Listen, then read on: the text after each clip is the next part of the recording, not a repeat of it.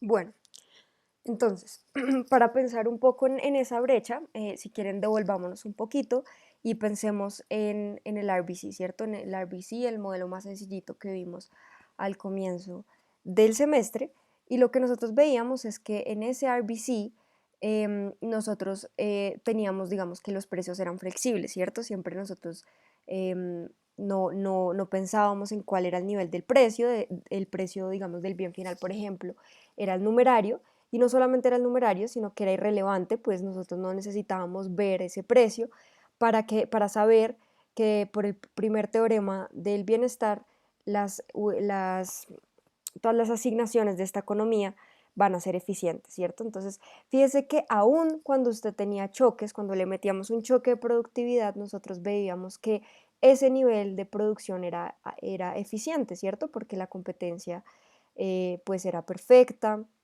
y sabíamos que la oferta se iba a igualar con la demanda y que existía un precio tal que se vaciaban, un vector de precios tal que se vaciaban todos los mercados. Entonces fíjese que esos movimientos de la actividad real respecto a su estado estacionario o a su producto de largo plazo eran consecuencias de unas fricciones o de unos choques reales, ¿cierto? Y a pesar de que fluctuaban respecto a su estado estacionario y a ese nivel eficiente o de largo plazo, seguían siendo también eficientes en el corto plazo, y esos movimientos respecto a esa tendencia de largo plazo, que era lo que nosotros tratábamos de calibrar con los datos, no era consecuencia de que hubiese una rigidez o una imperfección de mercado, ¿cierto? Entonces, en este mundo, incluso el choque de productividad es consecuencia de un movimiento, digamos, de una fricción, ni siquiera una fricción, sino de un choque real, ¿cierto? Y que todas las distribuciones de cada equilibrio en cada momento del tiempo seguían siendo eficientes, como ustedes ya lo saben por el primer teorema del bienestar. Entonces piense que si uno piensa de alguna forma que ese producto de largo plazo o de estado estacionario es el potencial, lo que muchos economistas refieren como el potencial de la economía, pues nosotros veíamos que aún en el corto plazo, cuando uno se aleja de ese potencial, puede estar em, digamos, en un equilibrio eficiente, ¿listo? Pero entonces, ¿qué es lo que pasa? Y por ejemplo, cuando uno le mete los precios rígidos, nosotros ya sabemos que ese precio no puede fluctuar para igualar esa oferta y esa demanda como quisieran los agentes, ¿cierto? Y puntualmente en el modelo, digamos, a la Calvo y en estos precios, en estos modelos de precios rígidos, ustedes ya saben que necesitamos competencia monopolística, ¿cierto? Para poder fijar ese precio, para que no sea un precio que se fija libremente eh, fuera como consecuencia del equilibrio del mercado, sino que es una decisión de las firmas que tienen monopolios fijar esos precios. Entonces, cuando aparece esa distorsión nominal, digamos, la literatura muchas veces llama a esos modelos DSG, ¿listo? Entonces, yo sé que, digamos, DSG lo que quiere decir es Dynamic Stochastic General Equilibrium, ¿cierto? Pues modelos DSG es lo que se conoce así. Muchas veces se habla de estos DSGs como cualquier DSG que, digamos, no tiene fricciones, pero muchas veces se hace énfasis en que el que es en ausencia de fricciones se conoce como RBC, y que justamente esa rigidez nominal es la que deja digamos, nos saca de ese mundo del RBC y nos lleva al DSG, ¿cierto? Em, y qué es lo bonito de esa distorsión es que los no keynesianos lograron mostrar que em, la rigidez nominal pues tenía un efecto sobre las variables reales, ¿cierto? Entonces, ¿por qué? Pues porque cuando los precios ya no pueden fluctuar libremente, pues vamos a tener eso va a generar que las cantidades se tienen que ajustar.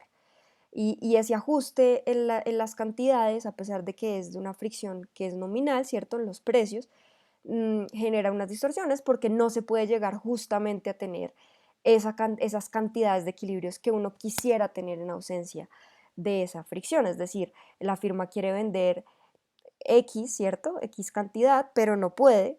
em, digamos, no es eficiente porque no pudo ajustar el precio que corresponde con esas ventas. Entonces, como tiene esa fricción en el corto plazo, pues la firma mejor reoptimiza y dice, no, si yo no puedo cambiar el precio, yo tal vez produzco menos porque es que me están ¿sí? Me subieron los costos de producción, entonces pues tengo que producir menos, ¿cierto? Entonces, fíjese que en realidad lo que pasa es que las cantidades se van a estar ajustando como consecuencia de esa distorsión nominal. Y eso no es óptimo, no es óptimo justamente porque primero no estamos en competencia perfecta y segundo porque como decíamos, como el precio no se puede ajustar para que las firmas puedan escoger esa cantidad que ellas consideran óptima, pues estamos perdiendo, digamos, beneficio en cuanto a que no se está llegando a las... a, a, a los equilibrios que quisiéramos tener, ¿cierto? Y entonces, justamente, digamos nosotros con Andrés, ustedes ya saben que esa inestabilidad en los precios y ese hecho de que no puedan ajustar los precios libremente, es que haya dispersión de precios entre las firmas, pues hace que la economía no esté en el equilibrio que quisiera, ¿cierto? Y que todas esas distorsiones de que no todos los precios son iguales ni son los que eficientes, pues hacen que exista un rol para la política monetaria. Entonces, fíjense que en el RBC, pues no tenía mucho sentido pensar en dinero porque pues los precios eran flexibles, ¿cierto? No tenía mucho sentido pensar que una autoridad monetaria que hiciera, digamos, inflation targeting, porque pues los precios, el vector de precios estaba hecho para que las cantidades fueran eficientes según las ofertas y las demandas de los agentes de la economía. Pero ahora no.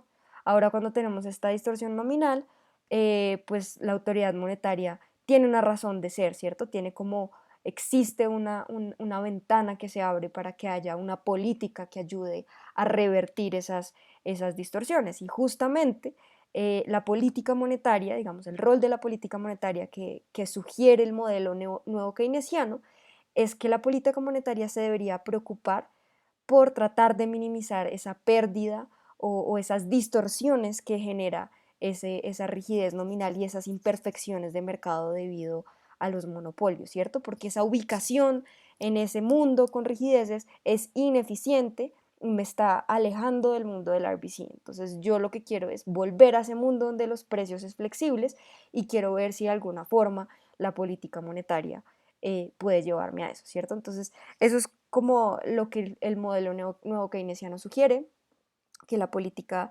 que justamente la intervención del Estado o del ente benevolente, si quieren, es pensar cómo minimizar esas distorsiones generadas por el precio, por los precios flexibles. Entonces, fíjese que cuando nosotros estábamos hablando justamente de esta inflación o de esta brecha con respecto al producto natural, pues lo que nosotros estábamos diciendo era que estamos empezando a considerar una cosa por allá que se llama Y de precios flexibles, ¿cierto? Y en ausencias de rigideces. Entonces, justamente lo que nosotros vamos a ver es por qué a la política, o sea, ya saben por qué a la política monetaria le interesa pensar en ese Y flexible, ¿listo? Entonces, paremos aquí y lo terminamos de discutir en el siguiente video.